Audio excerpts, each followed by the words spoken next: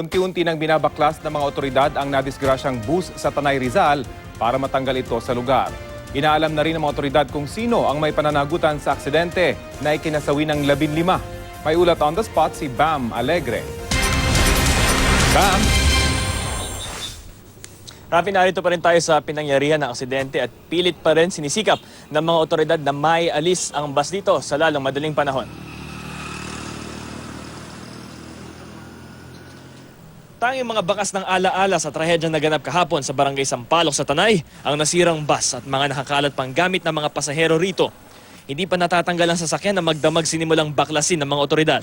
Hindi maaaring hilahin agad ng wrecker ang bus dahil masisira ang kalsada, kaya gamit ang acetylene, unti-unti nilang tinatanggal ang pangilalim nito. Kabilang sa mga naiwang bakas ng mga pasahero sa loob ng bus, ang mga sapatos at mga baong pagkain. Matinding pinsala ang dinulot ng disgrasya sa bus. Tuklap ang bubong nito at halos wala na rin ang kalahating bahagi. Baluktot na rin ang manibela. Ang pinangyarihan ng aksidente, tinatawag na magnetic hill dahil tila hinihila ang lahat ng dumadaan dito dahil matarik at may blind curve. Patuloy ang investigasyon sa aksidente. Mag-case conference kami para sa kung maaring pwedeng i-file na kaso kung mayroon man.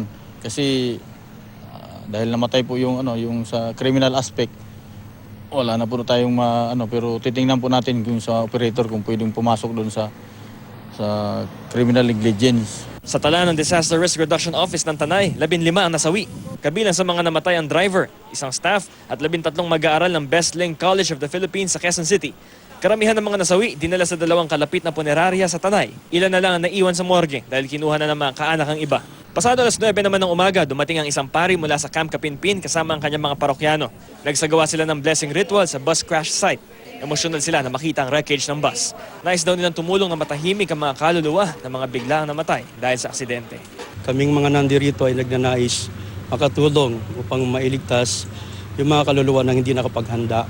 Sa mga ganitong mga trahedya, kadalasan po hindi masyado nakapaghahanda yung mga binabawian ng buhay. Rafi, ito mismo kinatatayuan natin ay nilalarawan ng mga residente bilang accident-prone area. Noong nakaraang taon daw, meron din daw ritong truck ng buhangin na bumangga rin sa gawing bahaging ito at dalawa raw ang nasawi sa aksidenteng yun. Balik sa'yo, Rafi. So Bam, dahil nga accident-prone yung lugar na yan, ano yung mga physical barriers o mga signages na inilagay na dyan ng mga otoridad through the years? Kasi alam nga natin, yung lugar na yan, marami na talaga na aksidente, Bam.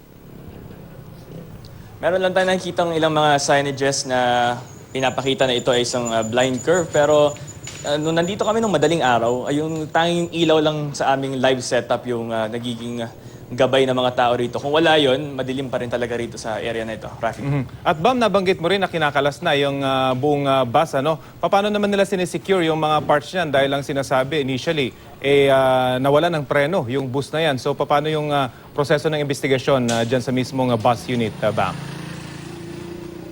Ayon sa Chief of Police ng Tanay Rizal, ay tapos na raw yung technical inspection dito ng SOCO. Nagkaroon na raw sila ng assessment. Ang kulang na lang yung kanilang official black and white report. Pero napag-aralan na itong scene at nagbigay na sila ng go signal para simulan na nga itong baklasin. Dahil ang challenge dito ay since nakaharap ito doon sa pababa, kailangan mo na itong hilahin pababa at saka siya hihilahin paakyat kasi naroon yung impound dun sa may bandang taas. Rafi. Okay. Maraming salamat sa iyo, Bam Alegre.